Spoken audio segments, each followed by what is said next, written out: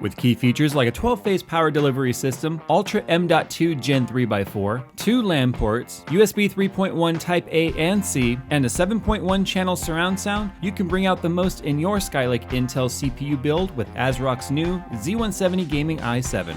Click the link down below for more details. Hey, what's up guys? JayzTwoCents here, and obviously the build is done. We put up a build montage of that, and I've got a nasty hobbit. I'm not racist against hobbits, I swear. The Skunkworks update is done. Mostly. I may or may not already be working on changing out a couple of things. And I know I can't stand myself. I just like building it so much. But in the comments section of the build montage video, there was one comment that tends to kind of be repeating itself. Yeah, I read the comments. I read most of the comments. I don't know, it's like self-inflicting harm to read these comments sometimes. It's a guilty pleasure of mine. I know I should definitely stop doing that. I think they actually make a patch for that.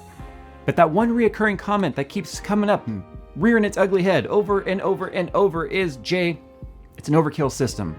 Even though 3-way isn't supported, why didn't you put in 3 Titan X Pascals?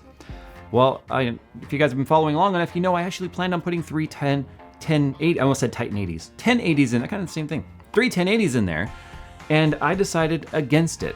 And I decided to do 2 Titan X Pascals for a couple of reasons. One, reduced power draw, and 2, reduced heat. Those were the 2 things I really wanted to achieve. This room gets very hot when I used to game on Skunkworks. And not only that, heat was part of the reason why I was having color change issues.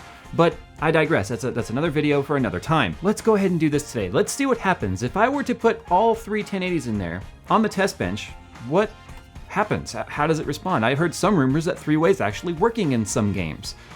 We know it's gonna work in things like Firestrike and whatnot, so I'm not concerned with any of that. Let's try out some games with 3 1080s and let's see what actually happens.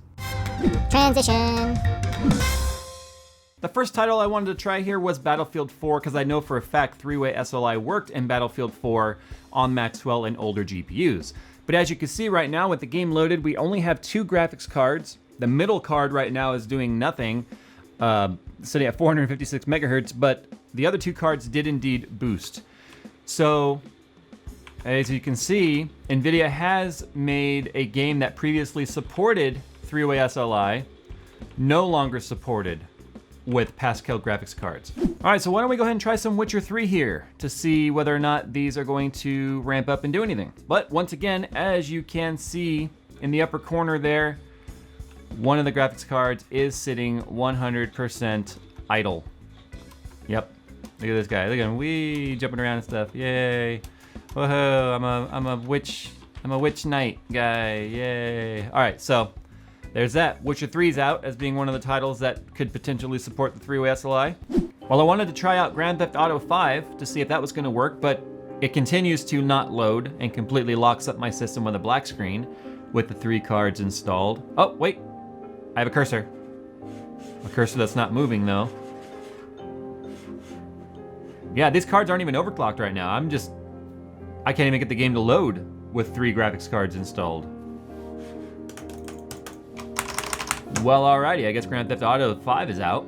Now, Witcher 3 and Battlefield obviously did not scale at all. There was idle usage on the 3rd GPU. The driver was just like, ignore that GPU, pretend it's not even there. So what about DX12? Let's go ahead and try out some Hitman here. I'm curious, because remember, DX12 does have some abilities to actually use additional cards that don't necessarily have to be supported by NVIDIA. We're talking about implicit versus explicit SLI. So let's go ahead and see if the developers have even tried to take advantage of these extra cards at all.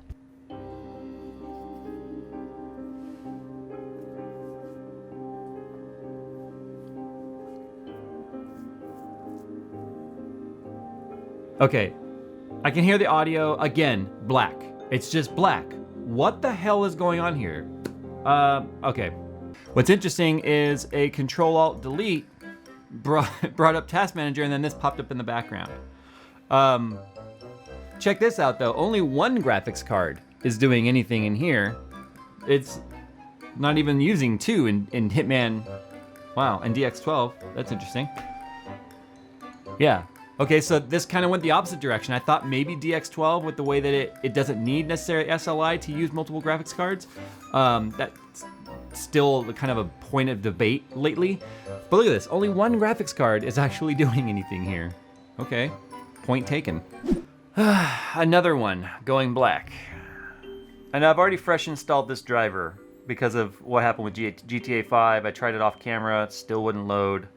And now Tomb Raider with DX12 mode is not, well, we got a cursor, once again locked up. It's like the exact same behavior of what we had with GTA 5. So that tells me it's not a title issue.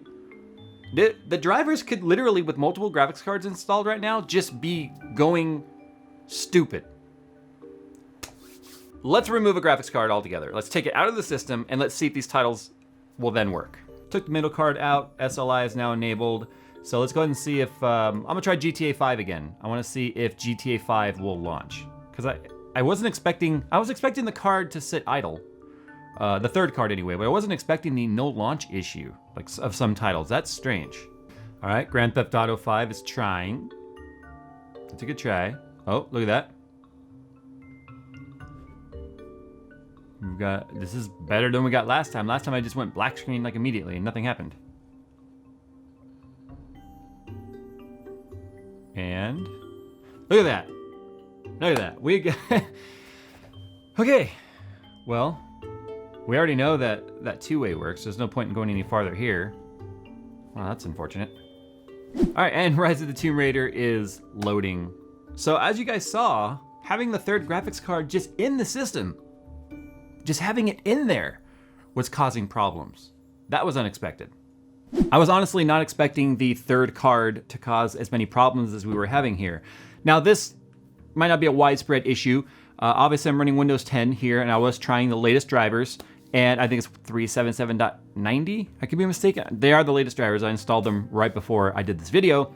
And yeah, so when people ask me why I went with 2 Pascal cards and didn't go with the 3 1080s, even though I said I was going to do 3 1080s, and I thought long and hard about this. It was a frustrating internal conflict of myself because I wanted the system to be as overkill as possible.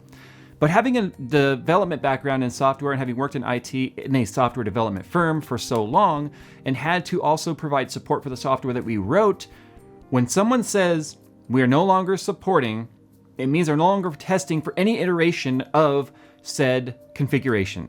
So I'm kind of glad I didn't do it now, because what if I had put everything together, put it in the system, and saw that just having 3 cards occupied with a 3-way SLI bridge on there and enabled inside the system, although it does work with Firestrike and Heaven, I did test those, all 3 cards ramped up, they did their thing, although there was a little bit more micro stutter than I was expecting there to be, which I didn't have previously.